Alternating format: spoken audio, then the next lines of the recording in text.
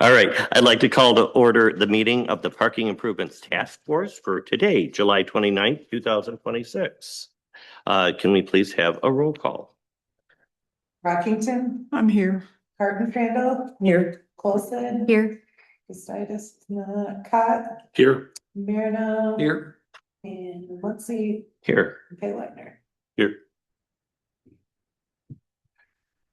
Agenda changes. If everybody had a time to look at the agenda and make any suggestions for agenda changes? I'd like to ask on the off chance that I have to leave early, hopefully not, but that we move D, the restaurant policy, up to the top of our topics of discussion, just a rearranging, if that's okay with you.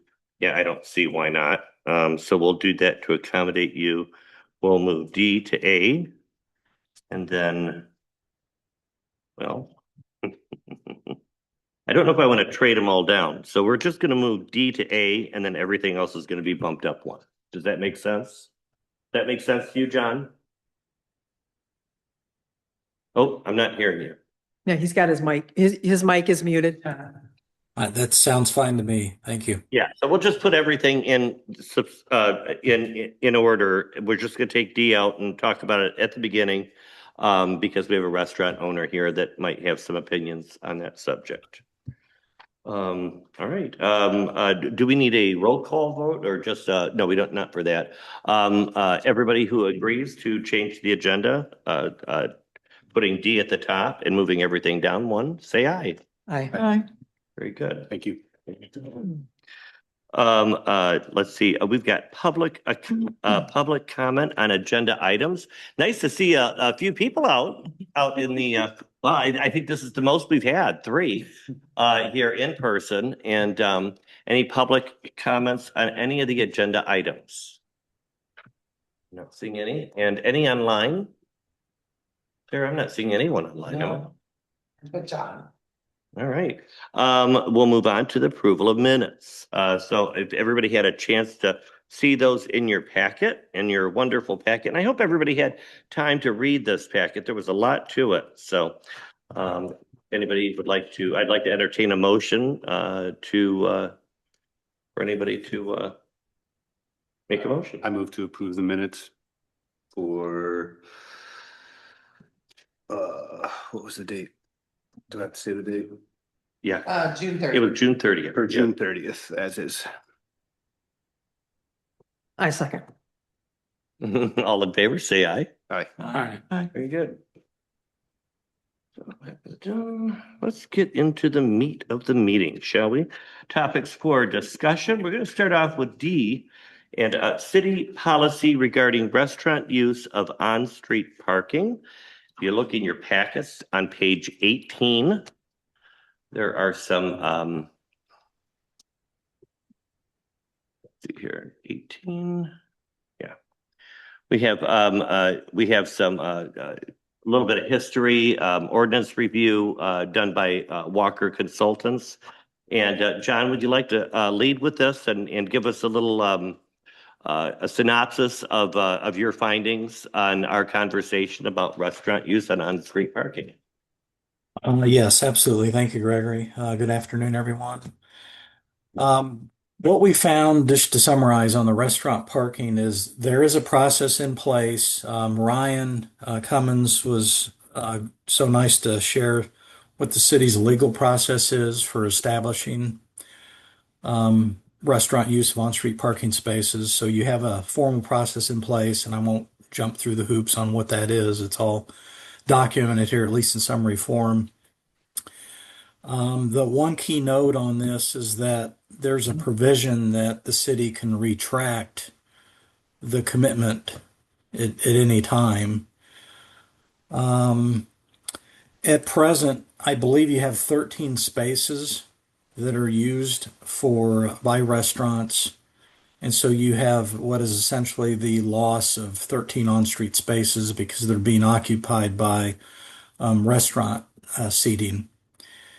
And this program, in most places, and we're assuming that in the case of Saugatuck as well, that this is a kind of an outgrowth during COVID where people were seeking to social distance and there were actually jurisdictions and maybe, Michigan and Saugatuck in particular, your county had a requirement that, people had to social distance. And so the response by, many restaurants was to generate this outdoor dining. And so during COVID, it was a great tool for restaurants to generate, some amount of income and help them, outlive the pandemic.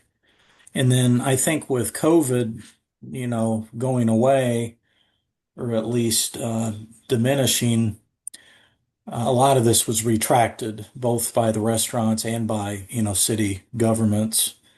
And in the case of Saugatuck, you still have 13 spaces. A lot of cities are still doing this. A lot of cities in Michigan still have outdoor dining. I think the question that Walker is posing is, has this, outlived its course, and, should you retract these spaces and make them available as parking, which was their intended use? And I'm sure there are a variety of opinions, maybe different opinions in the room right now. I think because you need the parking, we would lean toward recommending that the spaces be returned back to the parking system. It's our opinion. I don't think there's a right or wrong answer to it. We've given some reasons in this memo, why you might want to consider it and why you might not want to. But it's our view and opinion that COVID was the primary driver, and now that that's past us, maybe there should be some consideration to returning those spaces back to the parking system. So I think that summarizes our analysis and a view on this. Thank you, John. Thank you very much. One thing that outdoor dining has done now is create more business for our restaurants because they have more seats now. Back during COVID, it was a great thing to do for the folks because we had distance seating and that kind of thing. So now there were a lot of restaurant owners that, wanted to continue having that. I would like to get everybody's take, and I'd like to give you my little take, and I know it's not going to be popular. I have good friends that own restaurants, and they're not going to like what I hear. I do think it's time to reclaim again, this is my opinion. I think that it's time to reclaim our parking.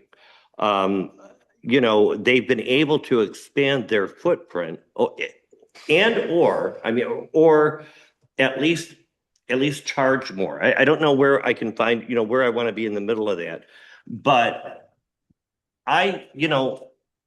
is it really fair that a restaurant can have outdoor parking, increase their floor space, but a retail business can't?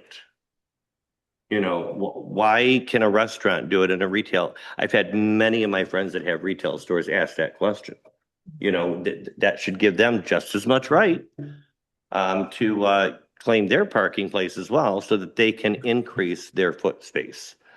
I think it was a great thing during COVID, and I'd like to see what everybody else thinks. Let's go around the table and start with Austin. Have you put any thought into this, Austin? Yeah, I think it's of course a weighing, and is the juice worth the squeeze personally? And if we're just going off of opinions, I think it's an added value. It's 13 spaces, and I get that we want some analytics in here, but I do think these numbers are a little irresponsible to throw out there when we're looking at gross annual value per space, especially when we're not considering the economic value that having additional seating generates. Mm-hmm. And when you talk about retail, I'm looking across the street and I know it's not parking space, but there's stuff out there on the sidewalk from the store Right. too. So I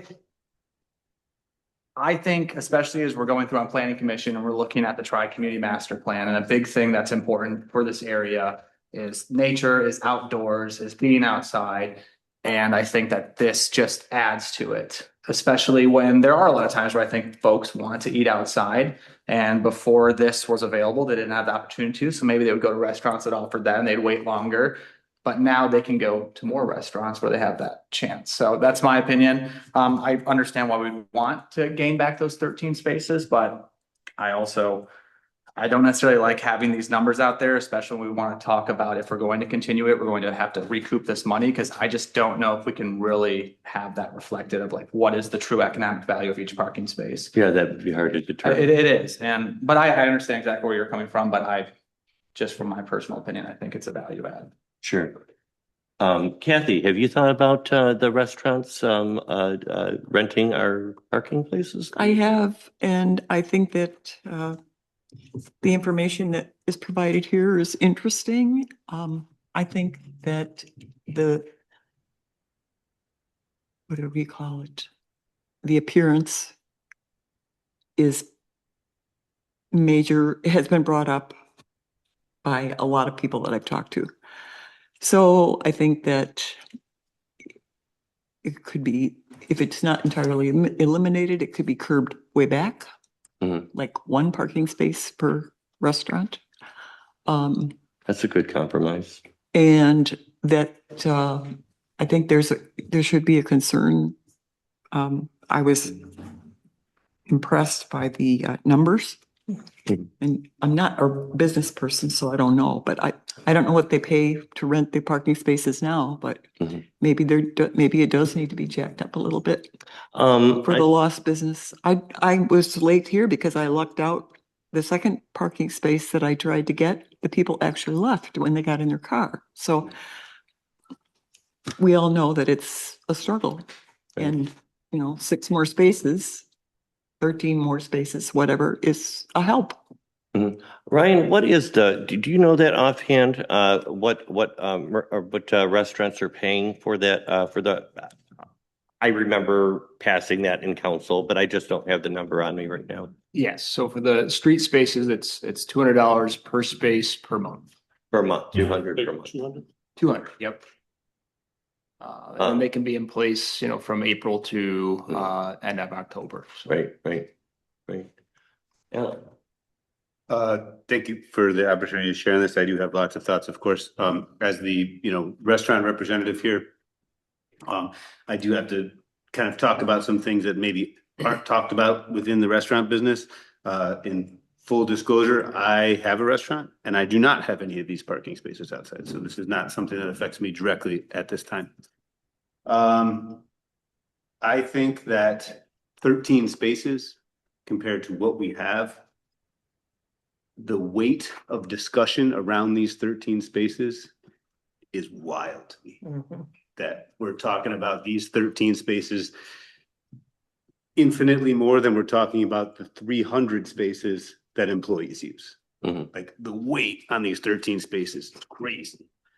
Well, sure, it's become very valuable to the restaurant owners. Yeah, Yeah. it has. And I It get it. has I get it, increased right? their, Because it's like top of mind, right? People drive around and go, man, I could have parked there. Really? So you think that if you would have been able to park right there if that restaurant, so it's top of mind, you're seeing these things, right? People are driving around going, I can't believe they get to take those spaces. So to me, it's a messaging issue, and I brought this up many, many times in this meeting, but to me, it's a messaging issue, much like a lot of the wonderful messaging this group has done. For instance, our parking garage. Once we get those numbers out and say, a parking spot in a garage is $30,000. We cannot do that. To say, hey, we are now going to limit our spaces to 1% of the total spaces in Saugatuck and 5% of the downtown spaces, whatever numbers we decide. We're going to limit restaurant parking to that. When you start communicating those tiny numbers, I think you're going to start to see less pushback, because that's our job, right? Is to communicate where the problems are and where the solutions are and what we're doing. So that would be my first recommendation, would be to put limits on it that talk about it in terms of what the actual spaces that are being consumed are here. For restaurants, we got some really interesting in our surveys. I think it was in the surveys. I read those, perused those carefully, but there was one bit of feedback, I wish I knew who it was, that said that talked about the idea of that more parking actually will create less availability of parking. It's like a logic theory, but also talked about how if we have parking for restaurants, things turn over quickly, or if we have more seats for restaurants, things turn over quickly. So people, when they're waiting for an hour, let's say they come downtown to have lunch, If they wait for an hour and then eat for an hour, they're taking up that spot for 2 hours. If we have more seating, they're here for an hour and they take up that parking spot for an hour. Mhm. So in one way to consider it is that more restaurant seating is more turnover in parking if people are coming for that purpose. Second, the nature of the restaurant business, and this is where I would kind of push back against comparisons with retail. Mhm. Two main differences. One, people can only eat one meal per session, right? I can shop as much as my wallet allows me. I can go in as many shops as allow me that have stuff that I want. Even if all the restaurants in town look delicious, I can only have lunch at one of them. This is a similar pushback that I give to, well, you know, you got to wait at your restaurant. We can totally have food trucks. Well, I have a wait at my restaurant because I need those people to all eat at my restaurant in order to make the business work, because there's only so many people in town and they can only eat 3 meals a day. Mhm. Hopefully that makes sense. Good point. The other is that there's certain times of day when people just naturally eat. Mhm. So to have a bigger footprint is incredibly important to the success of a restaurant, so that you can fill that space up from 11:30 to 1:30. You can fill that space up from 5:30 to 7:30. Obviously, the trick to the game is to push people to the outsides of that. I've been doing it my whole life. That's the trick to the game, to get people to eat outside of those things. That's why happy hours exist. But that again, why footprints matter. Knowing the people who use these parking spots in town, you are gonna get an earful if you take these things away. So whether or not that's something you want to consider, there will be pushback on this for sure. Solutions, messaging. I would also, if you want to talk about more money, a bidding process for these, a lottery process for these spots. Let's say we do 1% of spots and there's 10, 12, 14, whatever spots. And we create a bidding process for these so that people can bid them up and people can use them as we will. Because, you know, quite frankly, I don't have that right now for my restaurant, but I would like that opportunity down the road. And I would say, yeah, if I want that spot more than this person, then I am willing to bid that up and spend more money on that. That is one solution to get more money and create fairness. If we want to consider retailers in that bidding / lottery process, it's an interesting thought. I would guess, and this is just an anecdotal guess, if you said, okay, retailers, you may now bid on these spots, you're not going to get a whole lot of bids on those spots. Mhm. Because it's just not as valuable as having those butts in the seats, as putting a rack of shirts out. It's just not as valuable. And I think with that, I'm going to be done, but thank you for the time. I appreciate it.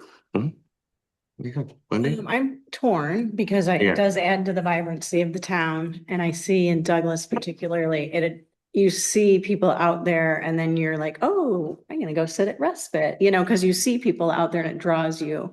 But real quick. Yeah. Just about half of these 13 spots, those restaurants do have outdoor dining. You know, I'm thinking of 3 in particular that are taking about 6 or 7 of these spots. Mhm. And they currently, even without those outdoor spots, they're still outdoor dining So it at draws those places. people. Yeah. This is giving them more. Right. So I did want to point that out.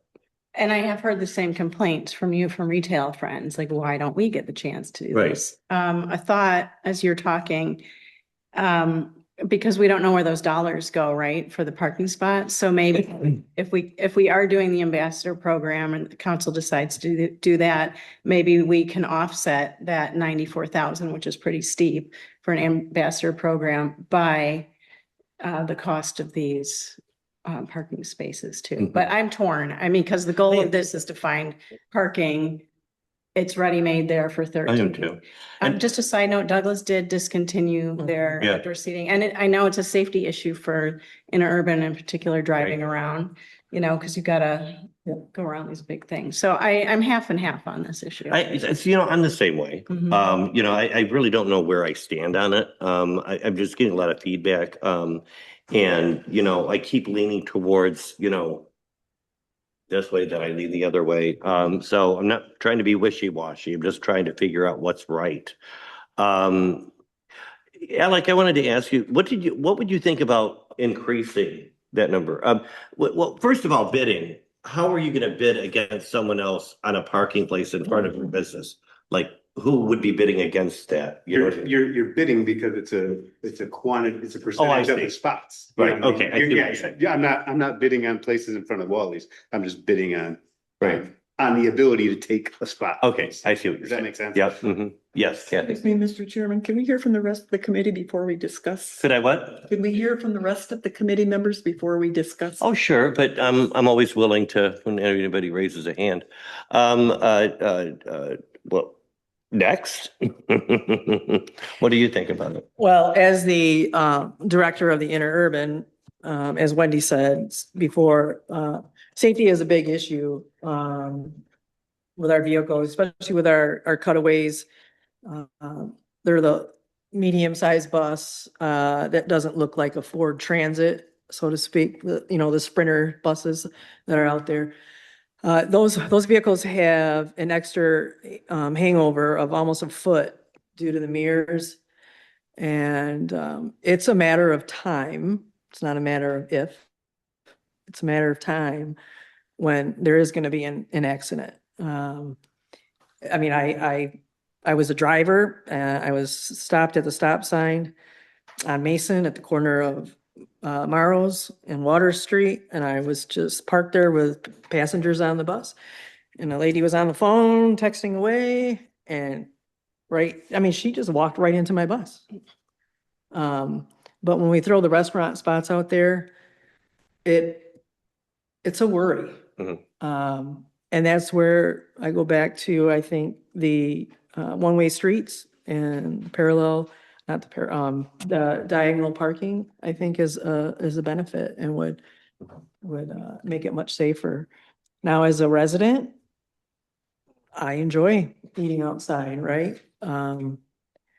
So I too am somewhat torn, but as a director, I weigh on the side of safety.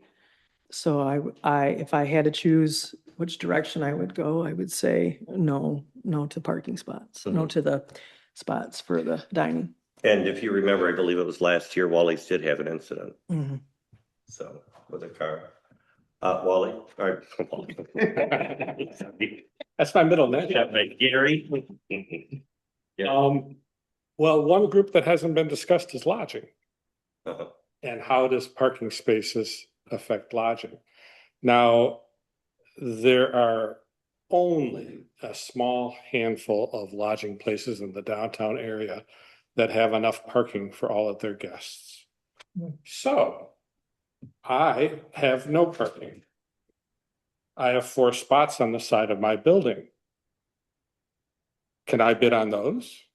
So Right. that I have spaces for all of my guests? I wouldn't, because I currently pay another inn. I lease spaces from them for 6 months, for the busiest 6 months. But I'm sure you would have plenty of Airbnb owners who would say, I would kill to have a reserved parking space Sure. for my guest in front of my property. Uh-huh. So it's a matter of fairness. Right. I think comparing restaurants to retail is not a good comparison.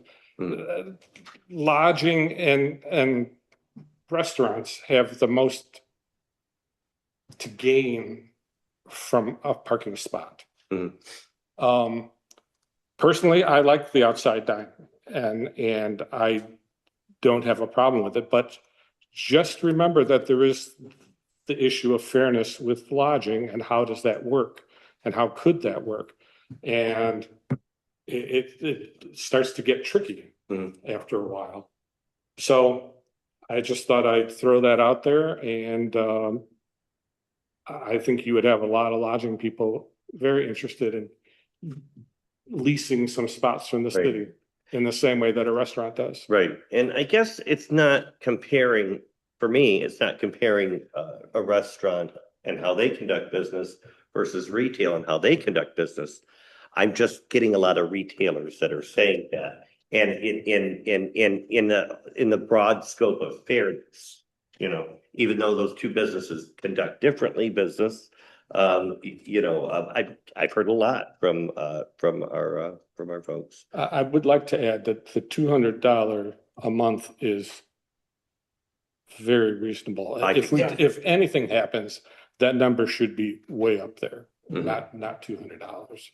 Well, I think we all really need to think about that. You know, we only have one more meeting and that's a big subject. Again, Douglas has, They revoked theirs. It does seem to be a safety issue. You know, it's funny, I wish that we would have, because we reached out to the fire department. I wish we would have asked them this question as well as what they thought about, you know, one-way traffic. Because it'd be interesting to get a take on, you know, from Greg on what they think about outdoor dining. So I wonder if, you know, we can reach out to him at one point and ask him, so. So yeah, that is something that we're all gonna have to think about. After we're done with Walker and Associates, we'll probably have another meeting or two. And this might be on our list of recommendations. Or not on our list, so. Chair, can I make one comment? Just if we kind of talk about sticks and carrots a lot too. And I do think that if we are going to move forward and we would recommend to do away with outdoor dining, free up those 13 spaces, I think we should be clear that that should fill the void that we have in handicap spaces. Because we have another recommendation here that we are short on handicap spaces. Correct. So I think we should also make clear to folks that if we were to do away with this, it probably wouldn't become a free-for-all parking spot and would still be limited to those who would qualify for a handicap accessible space. Right. Right. Or a 15-minute quick parking space for residents. Yeah, that we talked about that. Yeah, that's coming up on the agenda here. It was just one more on the, what do we call it? The executive summary draft. It was pretty cut and dry that, like, if this is what we're moving forward with, something along these lines, presenting to the council, like the executive summary draft, it was pretty cut and dry on this, that Walker does not recommend, recommends that we get rid of those parking spots. Mhm. So I just want to make sure that it is, that we don't just say, okay, let's move forward with this one recommendation, but that we make a decision and say, this is actually what we recommend here. Mhm. Does that make Right. sense? Yeah. Cool. Yeah, I think that's what we'll be hashing out after our last meeting with Walker Sweet. Consultants, so. Thank you. Anything else that you guys would like to talk about? And while Alec is here, Alec, I have to say, as a restaurant owner, I understand where you're coming from and I totally get it. And like, I kind of like a lot what you're saying is that, you know, as a person that lives here and likes to eat outside, I like it too. I like to eat outside. But again, half of those restaurants already have quite a bit of outdoor dining without those spots. So when we talk about atmosphere and, you know, we like the atmosphere of people eating out. When I walk in front of Wally's, when I walk in front of Wick's, when I walk in front of Pumpernickel's, there are all outside places there to eat and plenty of them. Can I actually make one more, just while we're on this, I forgot to say it, I'm sorry, it's in my notes.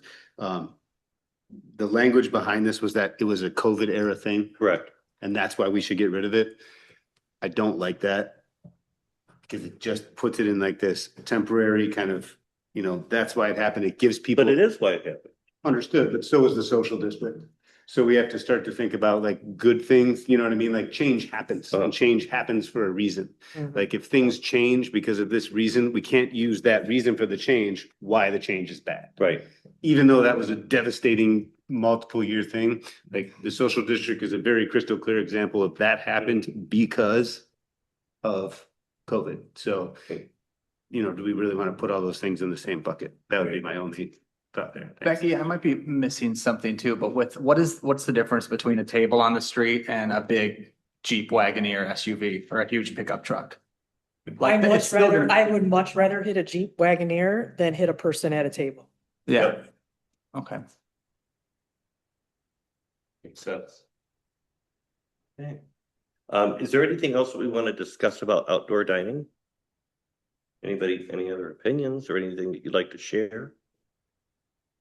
All right, let's move on to our next topic of discussion, and that is B, which was A, parking occupancy fieldwork and mapping. And we've got the results here from the week of July 13th, where they went out on, I believe it was the 15th and the 18th. to continue that study. Do we have Julie here, John, or, I saw her note. No. in the email. I don't see her online. Julie was not able to make the meeting, no. Okay. So could you brief us a little bit about what we came up Sure. with here? Yes, I don't think there are any surprises here, but the July data collection shows that in the CBD, very few parking spaces could be found. I mean, you're almost like literally at capacity. The total on-street supply in the CBD is 761 spaces. At 6 p.m., they actually counted, and this is probably because somebody parked illegally, but they counted 762 parked cars. So that's in I wondered excess of about that, 100%. yeah. The off-street, similarly at capacity, 153 spaces, and the peak number of cars counted was 152. The one thing that I think, so this confirmed what I think we all already knew, but the one thing that I think was in addition to this is we also broke it out on accessible parking, ADA or disabled parking, and all of those spaces were occupied. Mhm. And I think that reinforces the notion in a previous meeting that we really need to add to the number of accessible parking spaces because they are being used. Sorry. John, how would you suggest that we go about looking at the city of Saugatuck and trying to decide where we need more handicap places? Where is the best place to have those? And then also the 15-minute. I think we're all on board with having at least one or two near the drugstore. But as far as handicap goes, I mean, how would we go about saying, okay, we want to add 20 more spots? Because I mean, we really need a lot more. And I would say 20 We're behind. at least. How do we go about trying to find out what's the best place for those? Well, if you look at your CBD, I think the study area boundary goes all the way up to Lucy. Mm-hmm. And when you think about prioritizing where you want your ADA spaces to be located, the north end of the CBD is probably not the highest priority because I think you would want to locate them in the area where your commercial business activity is greatest, where you have that concentration of activity, because that's where that's where your parking demand is the highest, and that's where you're generating maybe the highest volumes of customer demand, and therefore the need for those accessible spaces would be at their greatest. You want to minimize the walking distance from the parked vehicle to the front door. So I would encourage you to look more toward the southern end of your CBD and then try to sprinkle those spaces so that there's maybe at least one on every block, if not every block face. Mm-hmm. Mm-hmm. And can I interrupt on that? Please.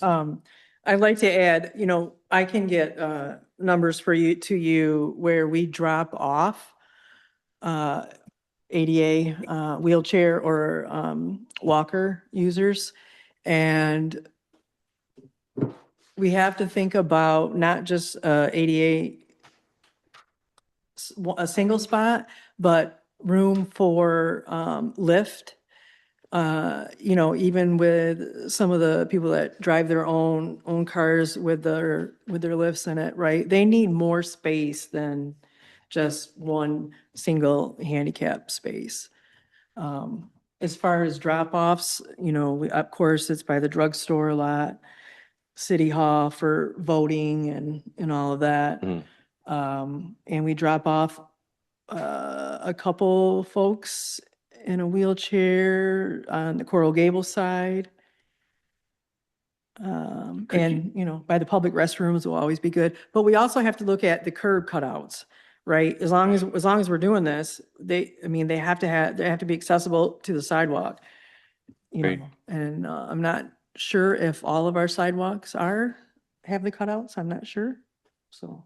Is there any precedent or benefit to consolidating ADA spots to, because we're such a small town, this is like consolidating them to a block where we have lots of room and cutouts and things are, properly like make, Mhm. Both sides of the street on,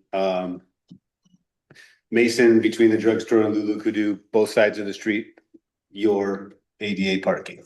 Just as an example, Yeah. consolidate, people are walking around anyway, they're not gonna get a spot right in front of the restaurant, but is there any precedent for that, John, or benefit to thinking about it that way? Well, I don't know that. I mean, from a probably an economics and geometry standpoint, it would be more efficient. But I think the spirit of the accessibility laws are that really you need access at different points Mhm.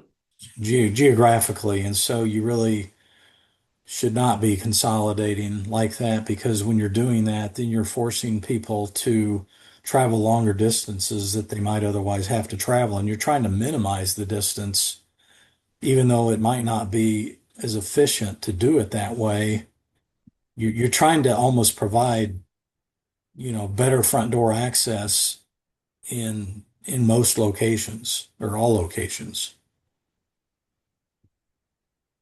Becky, when you're talking about some of the spots that you've noticed, can you make note of those places? When we're making recommendations or making recommendations to the city and we say, hey, we want more handicap, we'd like to, give them an idea of where we think it should be.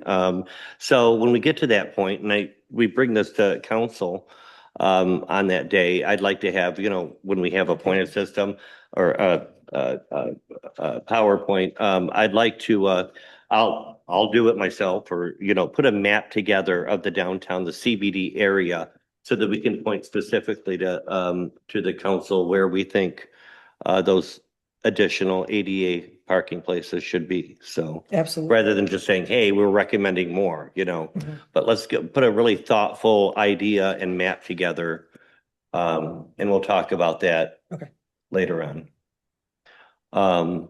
And then again, the 15-minute places too. So if you guys can think about 15 minutes, we've already talked about the drugstore. Think about that as well.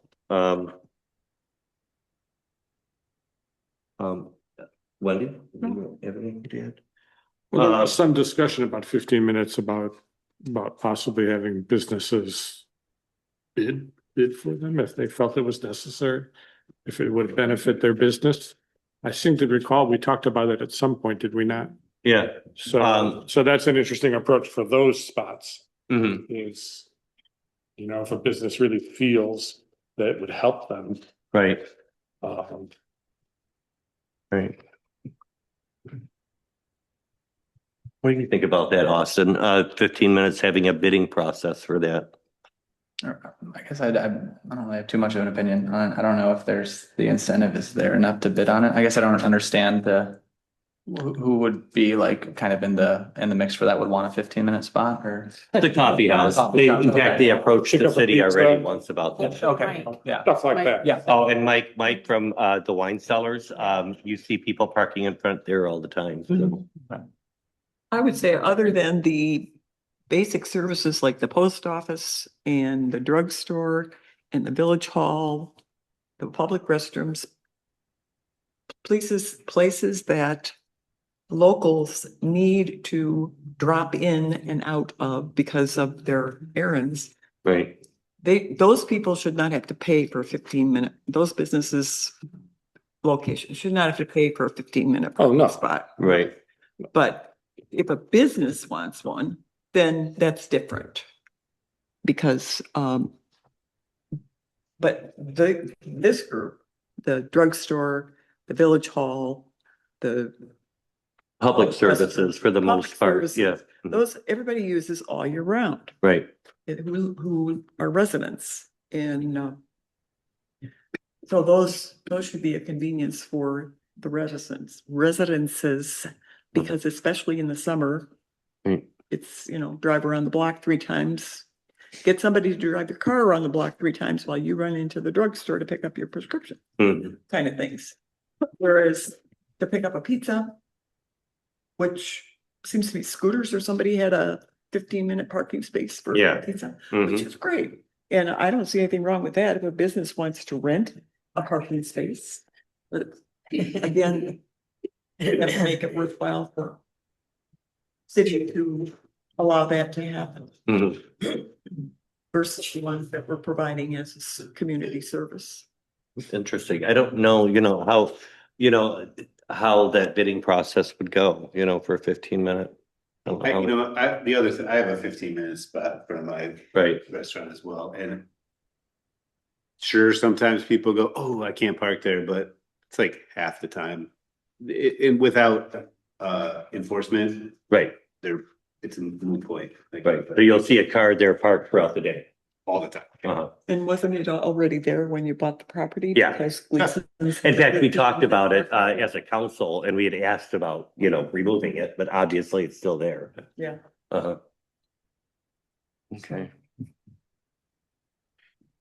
I mean, I've watched people with out-of-state license plates park in the 15-minute post office space Mhm. on Saturday mornings. Right. And if it's before noon, being a busybody old lady, Mhm. I mentioned to them that the local people are still using the post office. Could they please find another parking space? Mhm.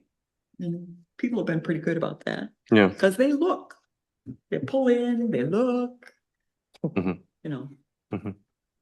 I only had to do that once. Okay. Anything else from parking, our field work and mapping that, like you said, John, I didn't see any surprises either myself. Especially on July 18th, 100%. They were everywhere here. That was our Venetian weekend, and so that was very busy. Yeah. And the only other comment I would have on this, Gregory and others, is the CBD, which has the most spaces, was maxed out. Parking was maxed out. But if you look at the other zones, and albeit, there aren't that many spaces in the other zones, but there was significant availability. The percentage occupancies were very low, even on, the Venetian Festival weekend. Yeah. So I think one of the things that we need to do moving forward is do a better job of communicating where these spaces are located Mhm. and that they are available. What we need to try to do is expand our parking supply, whether it's remote parking, shared parking that's privately owned, or parking outside the CBD. We need to get the word out that these other spaces are available so that we can expand our parking supply and attack the notion that we don't have enough parking capacity. We have enough parking capacity. We have a walking challenge and we have a lack of accessible parking that it sounds like we're going to address. Right. John, I can tell you that 4th of July weekend and Venetian weekend, the interurban shuttled almost 1,000 people from the high school to downtown and very few people from Douglas, but most of that was from the high school. Yeah, I just want to clarify a little bit. So this was taken on The weekend before the Venetian. weekend before, Yeah. yep. So even on Saturday, July 18th, we did have some of the smoke, so maybe a little bit of impact there, but half the spaces on the hill were available, which is pretty significant. Right. All right. Let's move on to C, which was B, July 22nd, Music in the Park debrief. Had a great time. I got out there, I set the table up and had everything ready for John and his wife. We had lots of great engagement. And Ryan, thanks for coming out. I saw Ryan engaging with the public as well. I really enjoyed that. I had the opportunity to blow some bubbles and I had my big bubble wand out. That was a lot of fun. But then I came back to the table and spoke with folks about the great things. So John, I want to thank you for putting that board together that we tried to hold on to that easel throughout the evening. It kept flying off, but we kept trying to hold it up there. But we had a lot of engagement. How do you think that went, Jen? There was a lot of engagement, and joining my wife was a former partner of mine who's now retired from Walker, Dan Johns and his wife Vicky, and they live in Saugatuck Township. And the two of them and my wife were all surprised at how many people came over and wanted to talk about parking. And so they kept raving on about, how many people wanted to show up and talk about parking. And we did stay busy. For the full 2 hours during the concert, I don't remember really ever having time to listen to any of the music because we were just so engaged with, people who wanted to come over and talk about parking. Right, right. Yeah, so I think that Yeah. went really well. I'd like to interject on that. I was there as well and carried on a lot of conversations with folks about the parking. And I would ask them, what do you suggest? I put the ball back in their court, and a lot of them honestly said, I don't really know. It's just a big problem. So I thought about that and I'm like, okay, so honestly, I feel anything that we bring to the council is going to be good. Sure. You know what I'm saying? In whatever avenue we come up with. Uh-huh. I think if we can bring a few more spots, I think it's going to make an impact and people are going to be thankful. Mhm. Very good.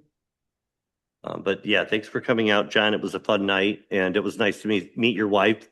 you. She's very nice lady. Let's move on to D, which was C, Elizabeth and Water Street analysis for opportunities for parking space gains. And that would be on page 8, right? So Gregory, this and others, this is an extension of the Right. analysis we performed for Butler Street. You'll recall, and we talked about that in a previous meeting. So I think the concept here would be instead of Butler and Water Street being both two-way streets, what if we instead created like a one-way circulator throughout the downtown? I don't pretend to know what direction the traffic would flow, whether it would flow north to south or south to north, clockwise or counterclockwise. Pick your direction. Our task here was to look at the available land and figure out, hey, if we restripe this a little bit differently, could we pick up additional parking? And so you'll recall on the Butler, I think we landed on about 60, and that number needs to be confirmed. And then we also looked at Lucy and Water Street. If we looked at Water and made it one way, we think you could pick up maybe another 22 spaces through increased use of angled parking. Now, Water Street, as you may or may not know, it's a lot different than Butler. Butler street width is pretty uniform throughout the CBD. The Water Street width is not uniform. It varies significantly from one block to another. And so that impacts the analysis. And so we looked at each block face independent of other block faces to acknowledge, how much the street width does fluctuate. And so we're thinking, maybe you could pick up about 22 spaces. And then we also similarly looked at Elizabeth Street, and that's over by the high school. And there is a grassy area that is located south of 3, mature trees that probably could be turned into parking. Obviously the school would want to be consulted and, you would probably need their approval. But we think there's enough real estate there to pick up about 20 angled parking spaces. So, in total, John, where's that at? Question. Oh, hold on just a second. What was yeah, John, where's the green space that you're talking about? In front of the. that's, there's an island right now with some trees that are in front of the school. Okay. Looking to see if I can pull a Kathy, map up here. Hold on just a second. Excuse me, are you proposing that the green space would be dug up and made into a parking lot? on the street side? Not a lot, but an extension of the on-street parking. There's parking currently there. Yeah, I know there is, but there are no lines on the road. Yeah. But I was thinking that the road is wide enough that we wouldn't have to dig into would not necessarily have to dig into the grass and the trees to make parking. These would be angled parking spaces. Yes, I understand that. I just didn't consider that it would have to be a dug up, repaved area that we could just convert the road. If we could just do it that way without paving Green space. green spaces. Mhm. Yeah, Well, now we know. put up a parking lot. Mhm. So you're here, I can maybe share my screen up here. Hmm. Can I do that? Can I share my screen? Yeah, you gotta give him permission to, so you'll have to stop and then make him a host or. Do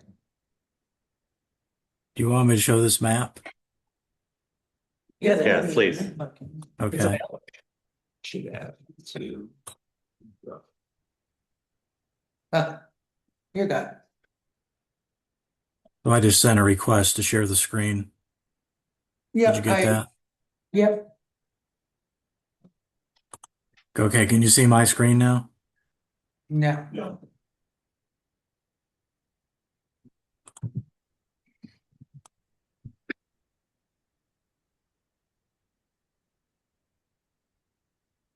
Can you see it now? Yeah, Yes. it's loading, yeah. There we go. Okay, so I think the area that we're talking about, see here are these 3 mature trees that I mentioned. I don't think we would want to take these down. But I think you could park right along here. Is that street wide enough to just put an angle parking on the street that's there? No, this is not wide enough for that. Right. Oh, okay. I can speak on that a little bit, John. I think that would be a very challenging because of the bus pickup. Yeah, And the whole safety concern there. yeah, they use a lot of the space is used for buses, so it would only be usable when school was not in session. So, But, in the summer, when you need more parking, maybe that's okay. Mhm. But I would hope that we wouldn't have to pave Paradise to put up a parking lot just for 3 months of the Sure. year. Sure. That was my concern. Tourism is our business. Yeah. I live here. Mhm. All right, so we talked about opportunities for park space gains. Anything else, John? Any other places? We talked about Butler, we've talked about Water Street, and anything else on that? No additional opportunities. I mean, I think the shared parking is something, that's really outside this restriping exercise. Mhm. And then the remote lots and coupling that with the interurban shuttle and, what we think there's probably plenty of opportunity to gain additional capacity. We just need to improve the communications and help people identify where these spaces are and maybe try to change some habits and Mhm. Mhm. I would like to note real quick that I brought up last meeting, the space just to the east of the high school, and I was kind of told in here that it's just kind of valleys and ridge and I don't know, not usable, but I during a run last week, I ran out there and it is a perfectly usable space. It's this Where? space right here, just to the east of the high school that is city owned. And if we're even considering the deep, right by where Wendy lives, sorry, Wendy, no, so, I mean, I went out there. It's flat, there's plenty of space, if you could probably put in like 30 car parking spots. I mean, only because we considered the back of the DPW, we at least have to put this on the table. Right. It's city owned, maybe you could even connect it to the back of the high school without people having to go down Maple and up Mason, but Right. It's out there. Yeah, before that, I would look at Riverside Church parking lot. Yeah. Uh-huh. Well, this is even closer than Riverside Right. technically. Mhm. Where is it? This is- Anything else? You know where? AJ, there's a ravine back there with a creek running through there, so There is one, yeah. I don't think you'd have to put a bridge over there to, Yeah. You wanted to connect it to the high Right, school, right. yeah, but then otherwise they'd go out Yeah. to Maple, which we're redoing with putting in. That's it's also a big construction ask, you know, from the city, which already is struggling to make sure that we're going to be meeting our deadlines for replacing our sewer systems by 2035 now it is, 2000, it was 2040. And I think they bumped it up to 2035. We've got a capital program with lots of road work, millions of dollars worth of road work. And putting in, you know, a piece of infrastructure like that would be very costly. Yeah. Personally, I am not a fan of it because I appreciate the green space, but I think it's our duty to put those out on the table, especially Sure. just so it's out there. Sure, sure. But with everything that we've looked at, you know, with the parallel parking and with all of those things, you're really talking about adding about 100 parking places, right? Because we've got the 60, we've got the, you know, the 20, you know, that we're talking about over here, and the possibility of that. Even with all of that, we're talking about an additional almost 100 parking places. So, I mean, that's a lot, but is it worth the, you know? Is it worth the, you know, the safety issues, concerns and things like that? Which, and we received all that from the fire department and how they thought of that. Mhm. And I went through this. It kind of went back and forth all the way through this report. And I just kind of wanted to see,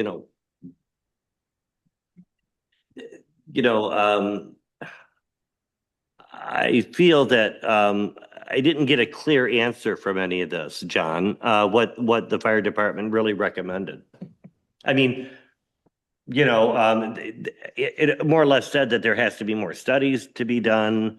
But I didn't really get a clear, did you, John, get a clear understanding whether they would recommend that or not? I don't think the fire department was conclusive one way or another. Right. They didn't say, don't do this. This would be a complete disaster. And they also did not say that we have to have two-way traffic flow and here's why. Right. They seem to be neutral is how I Yeah. read it.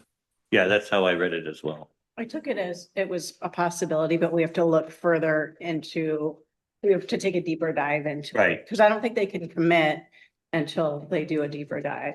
Mhm. And they did take the Walker Consultants has kind of said that one-way streets make things less safe, and the fire department did explicitly say. Not necessarily. I Yeah. did see that. They did. Because the use of the side streets. Yeah. Yeah, I did. They too. did. Yeah. I The only- think the fact that they didn't point blank say no is encouraging. Yeah, correct. The only thing they really said no about was that it really wasn't worth for safety for Lucy Street. Pardon? The fire department recommended that for Lucy Street, it wasn't really worth doing Oh, it correct. for safety because of Right, right. only a couple of parking spaces. Yeah, that was in there too. Yeah. But it was generally positive for Butler and Water Street. It looked to, the gentleman sent us the information about the safety and maybe adding some parking or curb bump outs.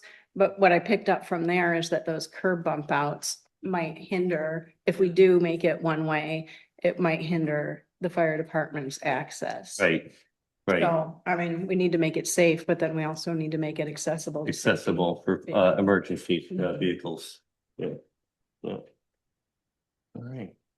Okay, let's move on to our next Walker Report Executive Summary Draft. Now we're back on track with E. So here's the first draft of what of the summary of the conclusion of all of this. And I hope everybody had enough time to look at this and read through it. John, do you want to walk us through it? Yeah, this is intended to be a compilation of all the work that has been done on this project since last fall. And so it's a compilation of all the meeting handouts that you've all seen, the results of the parking occupancy study, the results of the online questionnaire, the results of the stakeholder interviews, and then Walker's own analysis and view of what we recommend. And to follow up on a comment that we heard at the last meeting, one of the questions was, well, how much specificity is going to be included in the executive summary, and will there be enough detail? You know, I won't be the final arbiter or judge of that. I'll leave that up to you, but I want you to tell me in this draft executive summary if there's enough detail there, and in cases where there may not be or you don't think there is, you know, Right. let me know what additional detail would be helpful. We've tried to provide a good balance of, you know, overall commentary and detail. The summary that you have in front of you is pretty lengthy. And so one of my concerns is, you know, or questions is it too long? But we have had a lot of conversation and we've explored many topics. So it's kind of hard to cover this and provide any level of detail without it being this length. Right. I think I asked that earlier about the, you know, about handicap, accessible parking. It would be helpful to really get a better idea of, you know, where there should be. And I think that, you know, you're going to work on that and, just to get a better sense on where they should be located. And then when, I'm looking at,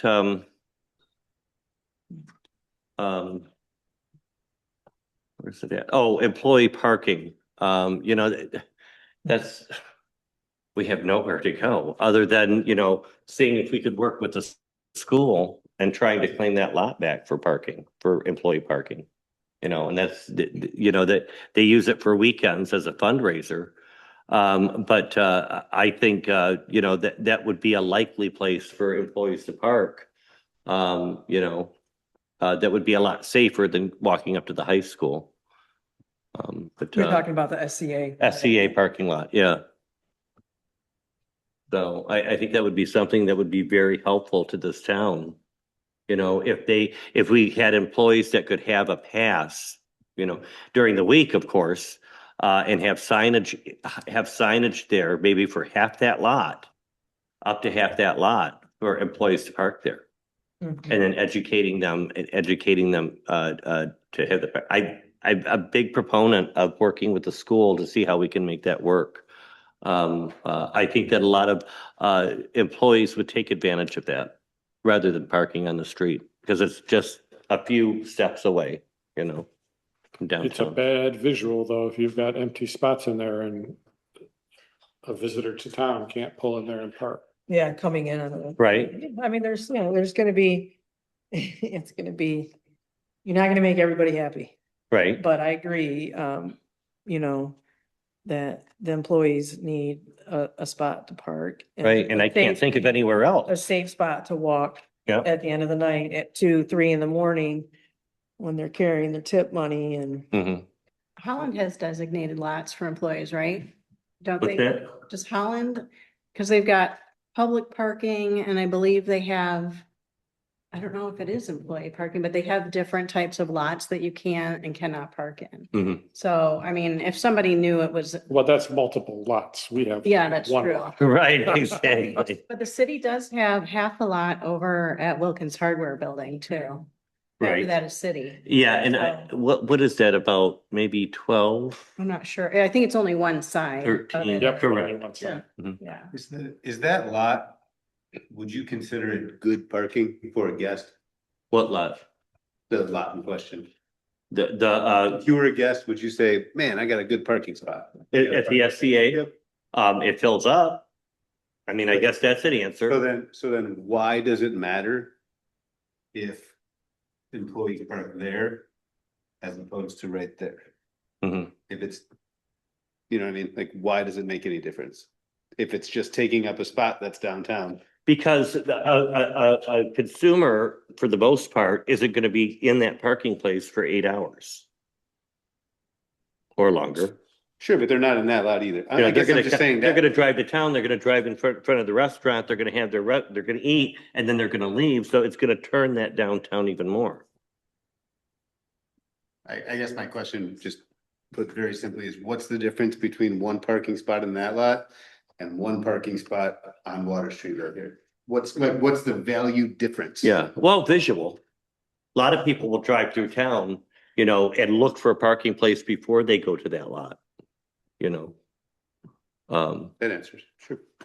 I also don't think that you can have employee parking without enforcing time limits on street parking. Because if you work at the Barge or Retro, you're still gonna try and find parking near there. Right. The SCA, it's a long walk, so I think you really need to have an incentive for them to use the employee lot, Sure. which is you can't stay all day in another. Right. Especially based on the survey. Well, when you got- yeah, and I was thinking if we recommended that we enforce that, you know, with an ambassador program, what are we gonna do with the employees? You know, where are they gonna park? You know, and that's the only place I can think of, you know, that's safe. So yeah. All right. John, you want us to go through this and look at it and if there's anything that, you know, that we think, needs more detail, to reach out to you? Yes, please. Mhm. And if you have any questions about anything, you can reach out to me, call me or email me. Right. And does anybody here have any questions about the summary here that was, you know, any details that you think might have been missed or? I think just how it's gonna be used, which I think we're gonna get to in F, right? Right. That's my only question. I had one final thought about employee parking.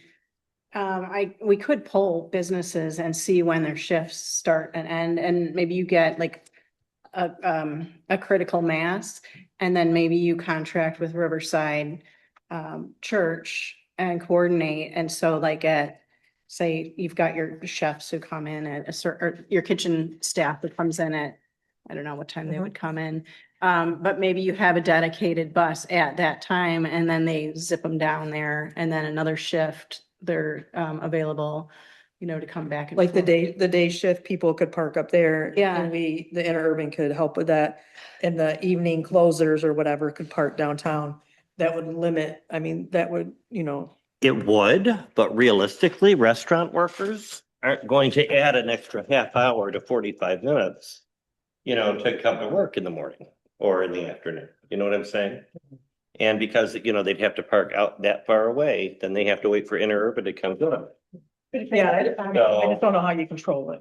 Yeah, but at some point though, doesn't an employee have to, if we're guaranteeing you a parking spot, then if it requires you to get there a half an hour sooner, well, then I think that might be worth it. It sounds like that to us, right? It does Right, sound like that. but apparently How do we educate? this past summer, I mean, employees have parked willy-nilly anywhere and everywhere they can. And it all still works. I mean, that's what I keep getting back to. It all still works somehow. Right. Yeah, same here. I go back to that as well. It all still works. Yeah. It's that, a lot of it has to do with education, you know? The other thing is that we are basically kind of spoiled because we're used to coming down here any time of the year except June, July and August and getting a parking space within 5 minutes. And then we had this period of time where we can't. And so it wouldn't be that difficult, I would think, to retrain people that we have this lot reserved for you to park here and that the bus will come along and it's a 15-minute cycle or whatever, because that's all the bus does is pick up, drop off, pick up, drop off. And that's a little inconvenience for the summer is to go to that out. I guess I'm in the mindset of a restaurant worker and many of our retail workers, that, you know, they're running on that last minute. and they're just trying to get to work right away. Well- I don't know how, if they would take advantage of it, maybe they would, if we knew how to educate them the right way. Yeah, because city but people I- take I- the bus all the time. I would bet any money if I walked around here and asked these restaurant workers if they were willing to do that. That's There'd be what a gave me little- the idea though, as a restaurant Right. over at Market 14. Yeah. They gave me the idea. Right. And if they're coming a half an hour early anyway, because they're driving around for half an hour finding a Right. spot. But if they could drive there, I mean, it's something to maybe call it's the something. owner, Right. and And- ask their employees. Right, it's something, and I Won't think know until you that, try. I think that whatever it is, whether it's that or whatever lot, that we can use, I think we have to have that recommendation if we're going to recommend a 3-hour enforcement. So we And have to then find something. whose responsibility does it belong as far as should a restaurant owner kick in if they have a guaranteed spot for their employees? It's not just, we're just gonna keep giving you guys stuff and we're gonna do this, give you spaces and do this. I mean, there has to be some buy-in from the restaurants or business owners if they're worried about where their employees are parking. And if we come up with something for them, a solution for them that may be a little bit inconvenient, but it still is a solution, then should they have to buy into that somehow, whether it's financially supporting the interurban to do this, if we want them to do a loop constantly. It costs money. That's a costly thing, exactly. So it's great to have ideas and we're gonna do this and they can park there and there'll be a bus coming all the time. But there's money involved in all this Right. that somehow, you gotta put your money up front if you can't just complain, well, my employees don't have any place to park. Yeah. Well, that's the nature of this town. That's just what it is. I know 3 kids from Zeeland schools who don't work in Zeeland, they don't work in Holland, they want to work here. The money's better. And they don't care that they have to drive down here, that they have to struggle to look for a parking space. We're a hot commodity for employers, I think, at least for these 3 kids that I know. So at some point, I think the restaurants have to have a serious discussion.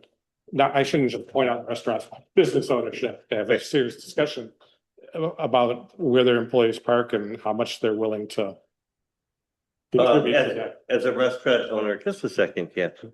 As a restaurant owner, would you be willing to pay into something like that if you knew that you could have guaranteed parking for them? Sure, in theory is like a good guy tax, but I have zero interest in enforcing where my employees park. Zero interest in instructing them on anything except to get to work by this time. Right. I don't think it's broken. I think Right. it just is Mhm. our, I just don't know how we would go about that. I mean, it sounds very Well, complicated. yeah, I Like, mean, how much would you charge that restaurant? Would it be how many employees they have? And, I mean, it just, wow, that's a whole basket there, but I mean, I agree with Alec in the sense that I don't think dedicating a lot to employees and all this that has to go with that. Mhm. I don't think, like you said, it's not really broken because it's been happening for the past 50, 60, 70, 80 years. I mean, AJ nailed on the head too. If we got this lot here, my staff isn't gonna park in that SCA lot. Mhm.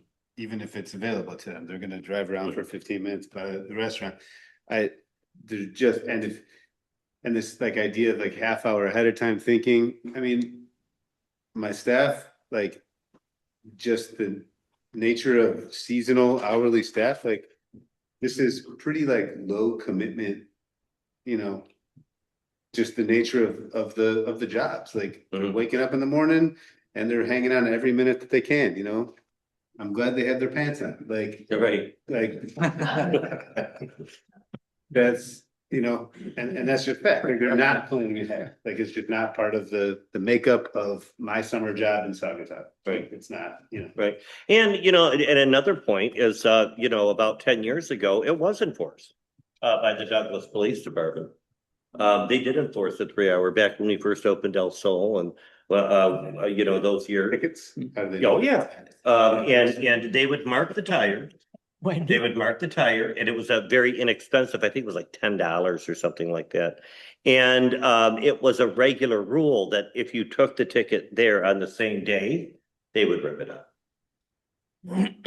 That would happen a lot as well. So it was kind of like, you know, more of a friendly way of having people, you know, but it was enforced before and there wasn't employee parking. So how did it happen before? I think we've gotten a little bit lazy with that and not enforcing that like it was before. Jessica. The art club has 2 art fairs in the busiest time of the summer. And the artists that come are all required to park at Riverside. Right, I've done Church. events before and I've required that as well. And it works pretty well, Right, especially Yeah. because the first few times we had their license numbers. And the first few times we scoped out some other places where they might park, like the church parking lot, Mhm. things like that, I- and turn them into the art club. So I think people it's- are, and they are told in the letter when they agree to come to the art fair Right, that this parking place is reserved for you and your, whatever you need to bring your stuff. And it frees up parking spaces in the downtown area for your customers. correct. So But directly benefit them. again, to what Alex's point is that, you know, to have all these restaurant owners, that's an event. These people are coming here for that 1-2 day event. You know what I'm saying? So I think they're going to adhere to that a lot better than the kids and asking the restaurant owners to say, you can only park in this lot. And this is when I want you to be here. You know, I just think that would be really complicated to do. Mr. Chair, John has his hand John? raised. You have your hand up? Yeah, there's been a lot of good conversation. I think if I could just suggest kind of a recap or maybe summary, I think there's 3 things that need to happen here. Number one, the communications with the business community are really important. So we need to get the business community on board, and businesses ideally would be well served if they could help get their employees to not take up the most convenient spaces. Some of them are going to do it and some of them will not.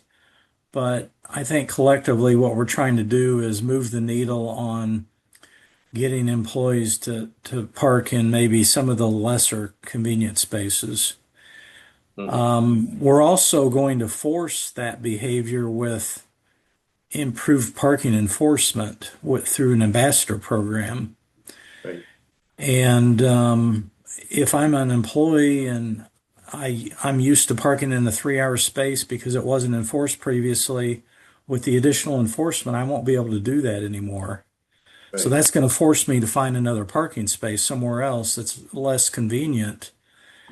And then I think the third leg of the stool, if you will, is we need to give these employees more options, and we can give them more options by selling them on, hey, we got this interurban, it works really well, we've enhanced the service during the summer, you know, it has less headroom time, and you know, we're going to try to get you from your point A to point B as fast as we can, and we have all these additional remote parking options for you and for your use. So I think if you beat the drum on those 3 things, they will all work together to accomplish the goal, which is to free up some of the most convenient spaces for visitor and customer use. Right. Right. Very good. All right. And so I guess you'll have that draft will be as it is, unless we have any other changes for our next meeting. You know, if there's anything we want to fine tune on it, but this is basically, you know, the report of what we're coming up with when we go to our next topic of discussion, which is F. Could you walk us through the process of communicating our study results to the council? John? Well, this was really more of a question. So I think there's two potential paths that could be taken here. And one was, I've heard in previous meetings that the Improvements Task Force will convene after this study process is over, and then that group will decide what it wants to take to council, and then council make the decision, blah, blah, blah. So that's one approach. Another approach would be, do we want to have our consultant, Walker, make an in-person appearance to the council and give a formal presentation summarizing our analysis and recommendations for the council's approval? We could have Parking Enforcement Task Force members there. They could participate in this presentation. I'm happy to do it either way. It's your And project, but And those are the two. that's included in our costs, right? It is, That yes. wouldn't be an additional cost. See, in my head, I was thinking maybe it would be, that when you're done with us. You know what I mean? I think we said we would give you a final presentation, so Okay. it would be included. Yeah, I'd like that. Yeah, I'd like that a lot. Mhm. Yeah, yeah, and just to build it, yeah, on exactly that, yeah, that is in the scope for them to do a final presentation to the council and kind of talk about, this process and the feedback that they've heard from you and the community and their recommendations and, any feedback that you might have that might, differ. Obviously, Walker's been taking your feedback into account. There may be areas where there is some disagreement, like tonight, there was a little bit of discussion about the restaurant parking, and that can be noted that the task force maybe has more of a mixed feeling on that, or maybe Right. has more mixed feelings on some of the employee parking recommendations. Uh-huh. Some of that can certainly be noted, but from my perspective, I think it's been a pretty iterative process, and that's kind of the process that was set up was really to have the consultants work with a task force and have you kind of, combined and working together and reviewing everything and then making a recommendation to the council. Right. Obviously the council approved the scope of work and is expecting Walker to give a presentation and, if there's, like I said, anything that you're not aligned necessarily with Walker's recommendation on, that's fine. I just, I think we could, note that or would want to know that if, so that could be, noted. But I don't want you to have, I guess, additional meetings to have further conversation on something without the benefit of the consultant's advice either, if you're predominantly in agreement with really what's being presented, because you've had, a lot of great dialogue and discussion so far as it is. But there's a couple of these things that, like you said, Ryan, that you said about the outdoor dining, and the other, I'm sorry. Employee park. Yeah. Well, how would you suggest if it looks like, we're not all in agreement, you know what I mean? And how would we come up with that recommendation? Would we take a vote as a committee? Or, how does that work? Because I feel like we're a little bit split on restaurant seating and the recommendation that we want to make for that. So. Yeah, I think, How do we, fine tune that? well, and John's welcome to jump in here if he has a different thought, but I think that can be noted that there wasn't a consensus agreement with Walker's recommendation on that. It could be noted that, some felt this way for these reasons and some felt, that way for other reasons. I think, there can be notes on what if there's things that there's not consensus, a strong consensus recommendation that or agreement with the recommendation. Obviously, the council still needs to hear whatever the consultant's recommendations were ultimately, Right. because, we're paying for those services. Sure. They also form your committee to also, provide recommendations. So if there is a difference there, I think that could be noted. John, I don't know if you have a different thought or. Yeah, I guess I don't know that there's a lot of disagreement between, Walker's view on some of these things and this committee's view. I think it's probably unreasonable to expect that everyone's going to agree on everything all of the time. We all know that's not realistic. I guess I would encourage you to read the executive summary if you agree with what it says, then that would be good to know. If you have some bones of contention that I think that need to be sorted out in this task force, then let's identify what those are. But I think part of this process has been identify what people are thinking. I mean, this is your plan. It's not, it's not my plan. It's City Saugatuck's plan. And so a key ingredient of that is listening to people, listening to what the stakeholders have to say, reviewing the results of the questionnaire that we issued, listening to this parking improvements task force talk about what their views are. And so a lot of those views have been incorporated into the recommendations. And so that's why I don't think there would be a lot of disagreement here. But if there is, then I want to hear about it because maybe I've mischaracterized something. Right. No, I think you did a great job here of listening to us. I mean, you went through this as well, right? Yeah, oh, yeah. And but I mean, when I saw everything, it was just the outdoor dining, I think that was the one that kind of stuck out. Your suggestion is, versus some of the things that Alec had to share.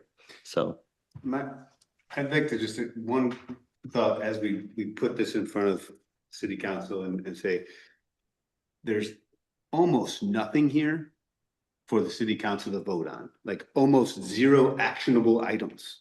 The only thing I'm really seeing is that we increased the CBD parking spaces to 30 over time for the accessible parking. But aside from that, like what actionable things are there?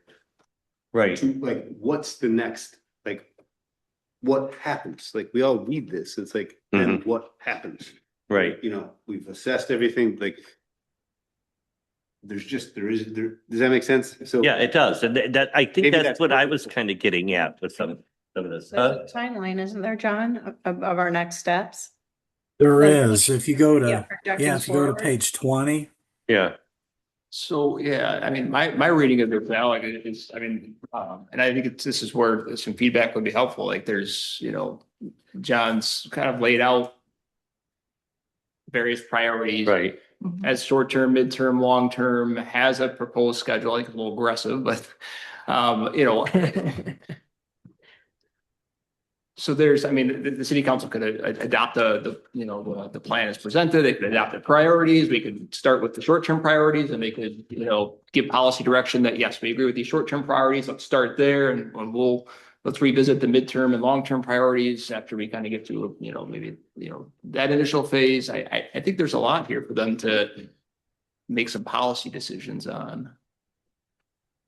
I'm picking up, they've got to decide whether or not they want to put money into studying the one-way traffic, whether or not they want to change the ordinance for restaurants. Right. I picked up quite a few things that they're going to have to think about.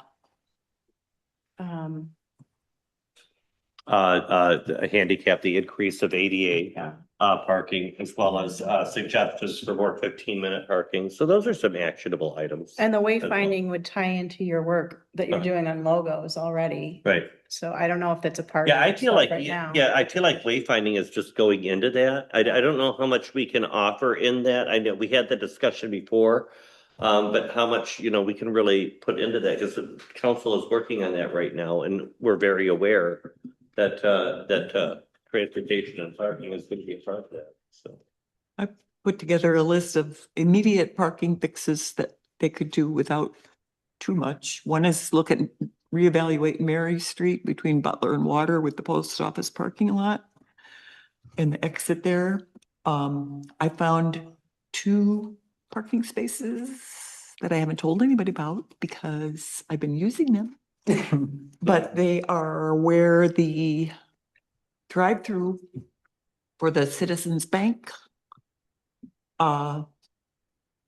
drive-through windows were, and that Yeah. Lulu has a patio there. So Yeah, that's it's private all marked. property. It's all, no, on the street, it's marked as no parking because it was the exit for the drive-through. right. So that's not private property, that's public property.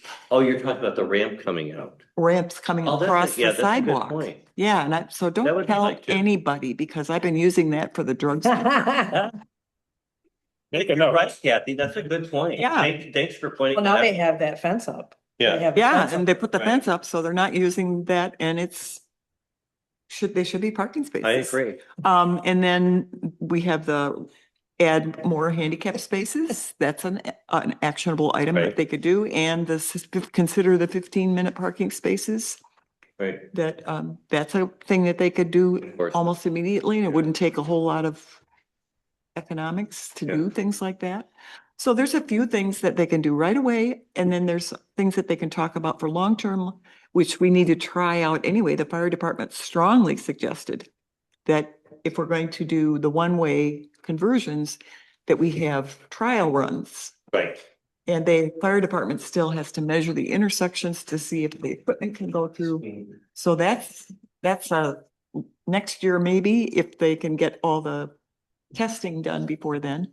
So I think there's quite a lot. And then the suggestion about the parking lot behind the school with the creek bed in the middle, that was suggested several years ago by somebody else. And then the big stopping thing for that was putting in a footbridge from the back parking lot to the school property, which was a big expense. But that's something down the road, if that property is all flat back there, the city could look at. And they could look at putting in a parking lot that is eco-friendly, so that it's not just a big pavement thing that reflects up to the sky. It could be done differently, so it encourages the plants and the groundwater and all that stuff. And it could be a green parking lot. So there's stuff for down the road, and there's stuff for this year too. So I think that, and the enforcing the time limits, that's a near time frame project that could be done. Yeah. So Yeah. I think there's a lot of flexibility in this for short-term and long-term changes if the city council chooses to look at it and see it as a expando. What can we do now? What can we do Right. later? And what do we need to save our money for? Like the lovely parking lot up on behind the high school that has downward facing lighting, so it doesn't mess up the sky, and a surface that is permeable so that the moisture goes through, Right. and that is landscaped with native plants Mhm. because it's a wild area, blah, blah, blah. You know, there's some cool stuff that could be done Yeah. long term. Yeah, But so- short term, we have to solve a few problems to make it Right. better. So, yeah, like it does look like there's some actionable things there, so. Yeah. So just for clarification, the city council needs to approve any changes to its ordinance.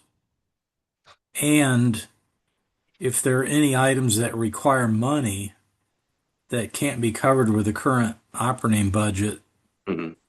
then those would have to somehow be authorized. Right. Is there any other council approved item? The ambassador program. Yeah, the ambassador program, yeah. And that's money, a lot. Cost of the interurban. Yeah, cost of the interurban.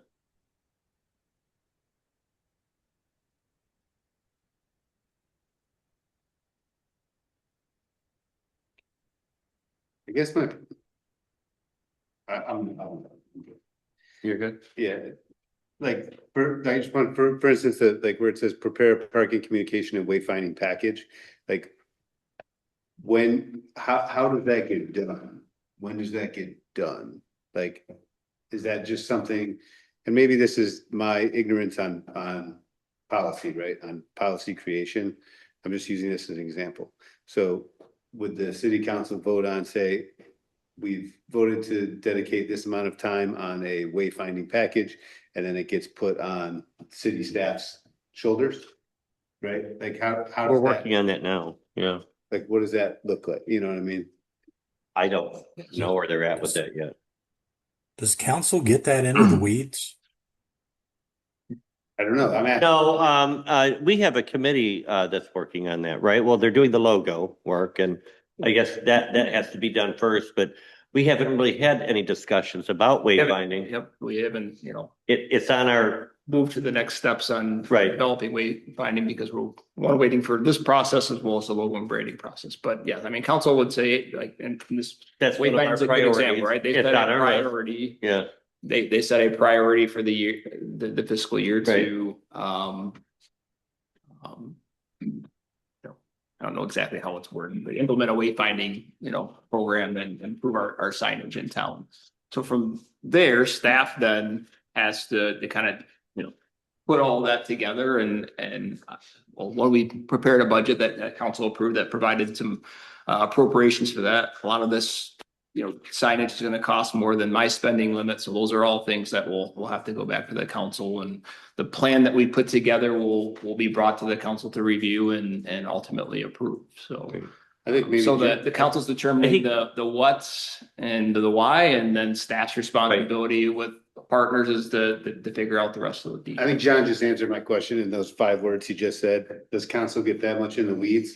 And I think that speaks to what I'm trying to get at here. It's like, no. It's the moral of the story. Right. So You have a thank you for project manager? clarifying. Do you guys have a project manager on staff then who would We, kind of take? we do for charge? certain projects like public works and parks and public works related projects. And so there's, Okay, Uh-huh. I didn't know if they would take this and run with it. Right. yeah, in fact, I mean, me reading through this report, and it's a lot to digest. And that's where I say even the timeline is pretty, I think a little aggressive, but,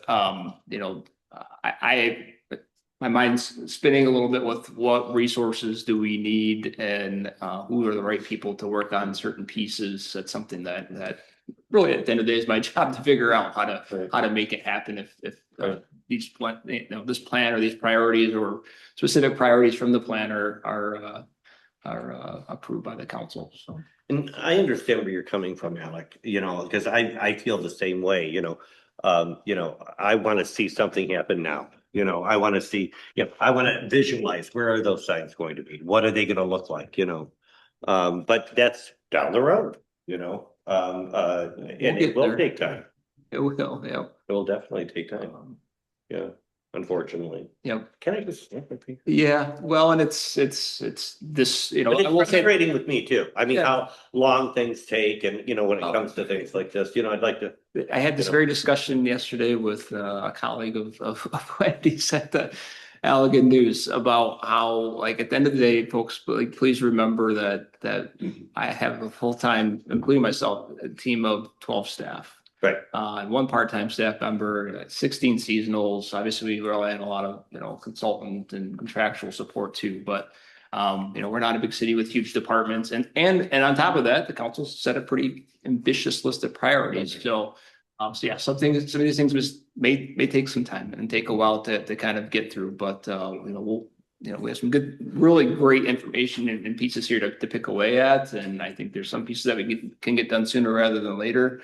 But yeah, it's going to take a while to fully implement. Even though I think the short-term options are going to take some time and take time to work through. But I will say the council did set a priority for the year to really, start implementing some of these very recommendations. Oh, sure. I mean, so they've already kind of acknowledged that, hey, what comes from this process, they want some work to be done already Right. on that in the next.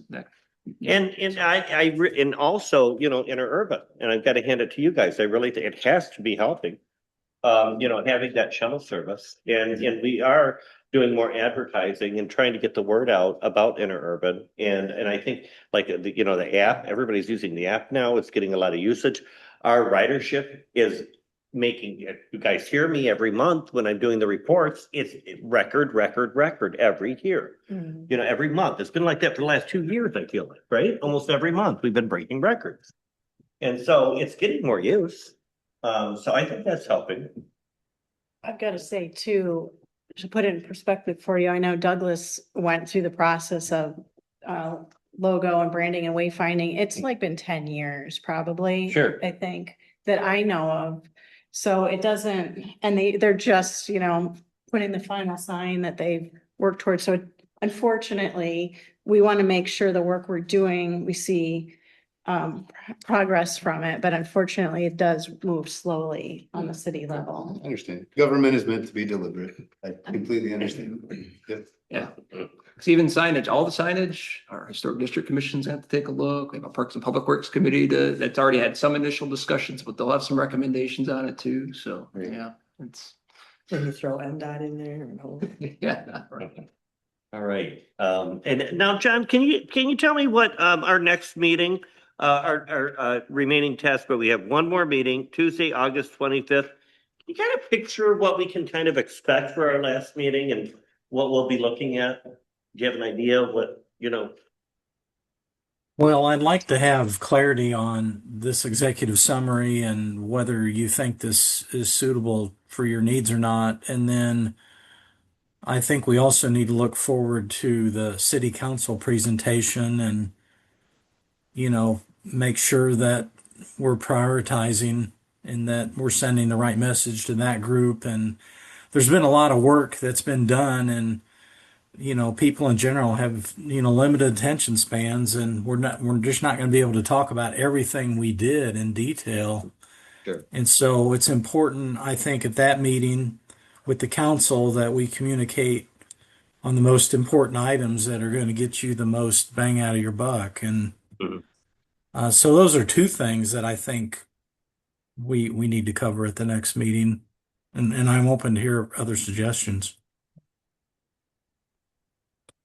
I'm very happy with the summary. I think you guys have done a great job. The one thing we did talk about was the outdoor dining. But I mean, I think you've done a great job. Is there anything that Thank you. anyone thinks that was left out as you go through and you look at the?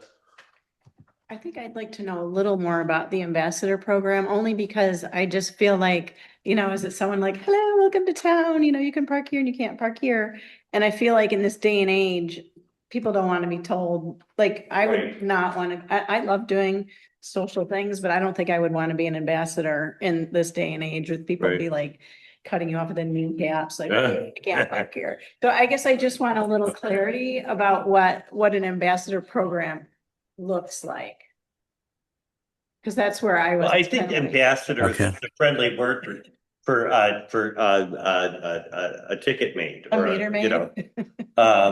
is what I think. And I guess that's like down the road thinking, but how that is going to be enforced. Is it going to be first time it's a warning, second time it's a $25 ticket, third time $50 ticket, or But how would who's keeping track of the license and you're gonna need equipment, you're gonna need computers, you're gonna need. Well, they're going to need that anyway when they're. I saw the cost of it and I was like, boy, the interurban can do a lot with that money. Yeah, right. But I mean, they're gonna need that, if they're writing tickets, they're gonna need all that information anyway. When they're writing a ticket, that information goes in there, their license plate number and all that. That was my concern. If the council is going to be voting on whether or not to do it, Mhm. and it's that expensive. Right, You kind of want to know what it entails. yeah. Well, that would depend on, who we went with, that. I mean, at some point, it's out of our hands. Correct. It's in council's hands. Yeah. So if they say, okay, let's explore an ambassador program, and if they say, that's too much money for whatever reason, or heck, this is a great idea, let's do it. I mean, we can only make recommendations, and I don't think we need to give them specifics. I think we're just presenting them with concepts and ideas, and to put meat on it, on the bones, that's up to them, up to Right. Ryan, up to, Mhm. everybody else. I mean, I'd like to make a suggestion of the outfit that they would be wearing, or. No, but I mean, those are the details, that'll come out later, if the city does decide to spend $100,000 a year on something, that's a big ask. I'll say that right now. I don't know where we're gonna be with that when it comes to us. But anything else?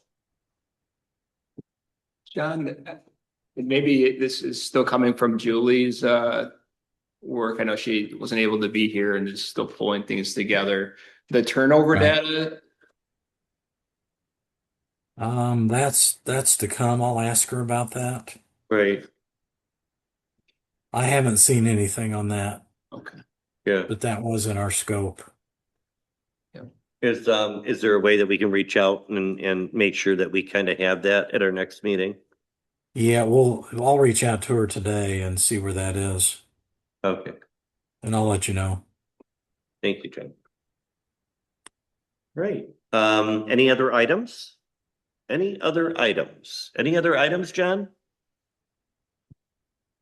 Anybody? No, thank you. We covered quite a bit. All right then. Next steps. What are our next steps, John? With you? Well, we have think we've talked another about it. meeting. We rescheduled it at the last meeting from Monday to Tuesday, August 25th, I believe. Mm-hmm. And I'll reach out to Julie on the turnover data. And then if we could have everybody's comments on this executive summary Okay. and also thoughts regarding an upcoming city council presentation. I think Ryan and I talked about this at a high level, and it sounds like your council meets twice a month, and there would be a couple dates maybe in September or October that would be appropriate for this, but I'd like to get that on my calendar at some point in the near future so that I can plan around that and I'm not leaving you with the leftover dates. Right. My October is my September is pretty open so far, but it's going to start filling up. Right. Is that too far to look at? What do you think? Ryan, you think this is something we could do in September? Fit into, Yeah, we could do September 23rd. I say the sooner the better, Yeah. you know? Yeah, September 23rd, and because it's gonna be such a big topic, I'd like to really just try to dedicate as much of that agenda as possible to this and really try to give us some time to get the word out there too, that, hey, if you're interested, this is Yeah. a good meeting to attend and hop on Zoom on and, Right. you know, so maybe the 23rd, John, if we could, if you Okay, think that's enough time. Yeah, And pencil that in the 23rd of September. 9/23. Yeah, I can do that date. There's no reason why I can't meet on that date. Okay. otherwise, yeah, okay. That would be at 4, John. Okay. And that would be a special meeting to talk about the parking study.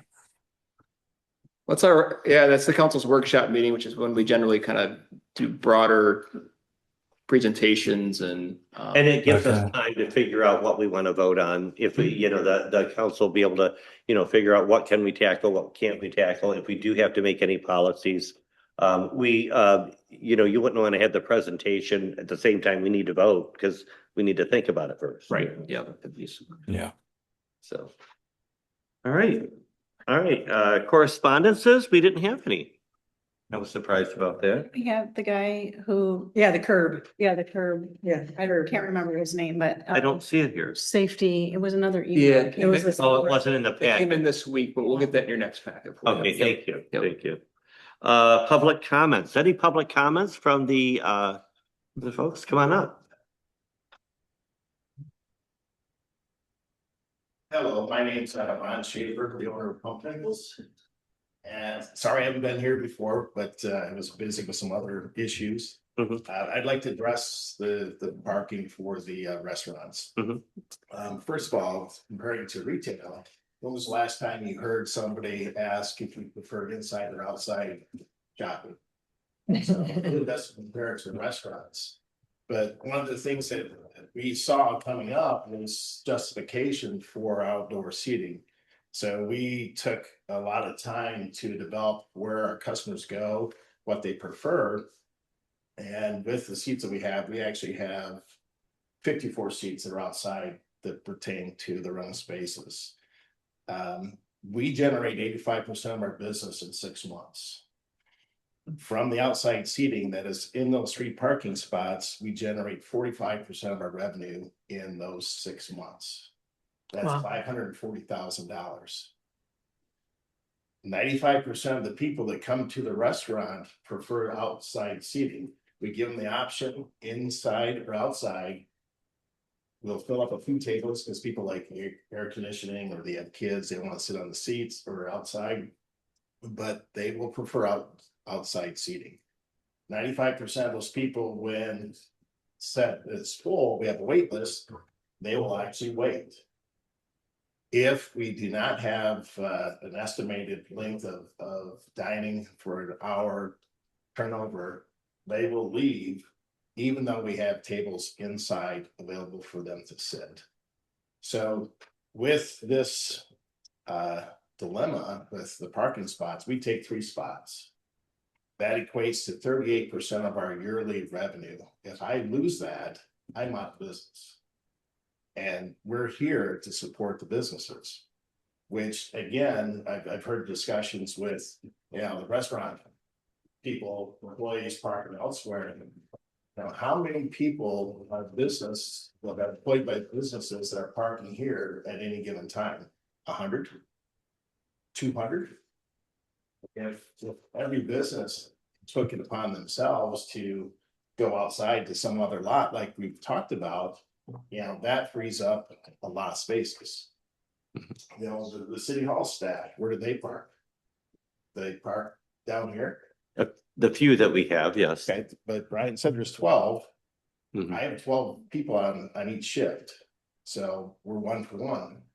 How many businesses are here? 50? So, we really have a situation here, like you say, it's worked for years. It comes down to 2 months that it just doesn't quite work. And the reason that people come here is because businesses are attracting people. They have great shopping, they have great restaurants, they have a vibrant community that people enjoy being around that. But, for a business, we have to justify our existence. We have to make a profit. And, quite frankly, if I lose those spots and the money that we just invested into the building and to our business, we wouldn't be in business. So it's really critical that, we retain the outdoor seating as ambiance, as people prefer to sit outside. I mean, as I demonstrated with a lot of our staff, you can't push them into an indoor seating if they don't want to. They will wait to sit outside. And I myself, I prefer to sit outside, and as almost everybody else here has said, they prefer to sit outside just because it's a nice day. Mhm. And we really need to preserve that ability for the businesses to make a profit here so that we can stay part of the community. And so I really seriously think that we need to look at it. It's 13 spots. Okay. If every business owner put one person, to another lot, that's more than 13 spaces. If we took all the employees out of downtown parking, how many people would that be? How many spaces that free up? So let's just not address the restaurant employees as being part of that issue. It's every business owner here, and every business owner relies on the next guy being there because, if we had 50% of vacancy, people are not going to show up here.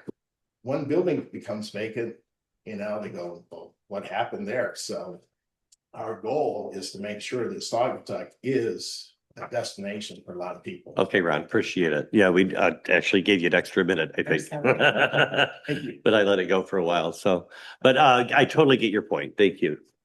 Anybody else? Our mayor, Holly Anderson.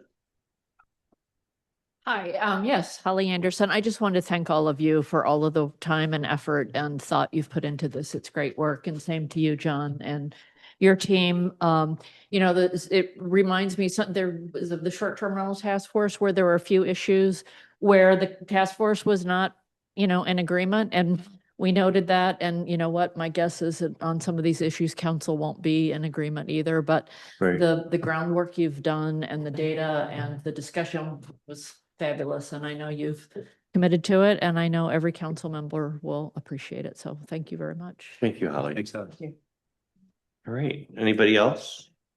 I'm Kathy Hansen. I manage Lucia's, which is now right here in Butler. For me, it's parking for my employees late at night. So my employees don't mind parking at the high school, but I've got a lot of young girls and walk in there at night. Interurban's not running late every night, and they don't feel safe. One of my employees today, she's 18. Took her an hour to find parking today. But, she parked by the high school the other day and she said there's a guy driving around her car with a bike and she did not feel safe. Yeah. So for me, the safety of them is the thing. We don't mind parking somewhere else if we have a safe way to get them here. Right. And my other question about the whole 3-hour parking limit would just be, do we want to limit our tourists? I mean, parking for 3 hours, they can maybe go up and down a little shopping or maybe eat, but not do all of that. So that's just kind of a concern that we have. And then, yeah, I guess that's about it. All right, thanks, Thank Kathy. you. Yep, Thank you. Anybody online? Michael Gustitis? Or anybody? I guess not. And let's go to task force member comments. We'll start with Gary. Lots of great discussion. We've seen the light at the end of the tunnel here. I think we'll come to agreement on most of the things and, you know, if it's noted, if there's some disagreement, I think that's probably wise. It'll be interesting to see how it all shakes out. Yeah, excited about the process and being part of the process and hopefully being part of the fix. Right, right, As the interurban, so right. appreciate the opportunity. Thank you. Wendy? After listening to Mr. Pumpernickel's, for lack of, I can't remember your last name. But I mean, that's a huge chunk of Yeah. your income, and I wonder if it would be worth it maybe to find out from restaurant owners what they think a fair price would be, because maybe we could increase the price and put that money towards something, I don't know. But Paying for the shuttle. yeah. And more shuttle service. Yeah. Alan? I think I've reached my word limit for today, so thanks everyone for your service. Thank you, Alec. I appreciate you've got great perspective and you brought a lot to the team here and I appreciate it. Kathy? I appreciate the opportunities to contribute today and there's been a lot of good ideas and discussion. One thing I was thinking about is for the employees, if we do something like that, we should have a ticket system for them so they don't have to pay for the interurban, but they get a pass to ride it and then they could pick them up at their place of employment. That would take that concern out of their things too. Well, if they live in the area, in our service area, we could pick them up at their home. Yeah. So anyway, good meeting. Thank you for this report. It's been really interesting and I really enjoyed reading the fire department's assessment of the one-way proposals. I think the city council has a whole bunch of good stuff to think about and they're not going to do it all at once, but I think they can do things over time and it will be great. Thank you, Kathy. Austin? Good discussion. Again, I want to thank all of you. All of you have brought great perspective throughout this whole process. I've learned a lot about, a lot about where restaurants come from, where lodging comes from when it comes to this subject. And I really appreciate it. And of course, transportation, wow, that number, Ron, was just, it really hit me, and now I'm like, well, wait a minute, I didn't mean to say that, but that brought some great perspective and I appreciate that. I appreciate that. Well, if there's nothing else, I'd like to entertain someone to make a motion to adjourn. Motion to adjourn. Second. All right, that's. Oh, everybody say aye. Aye. Okay, there we go.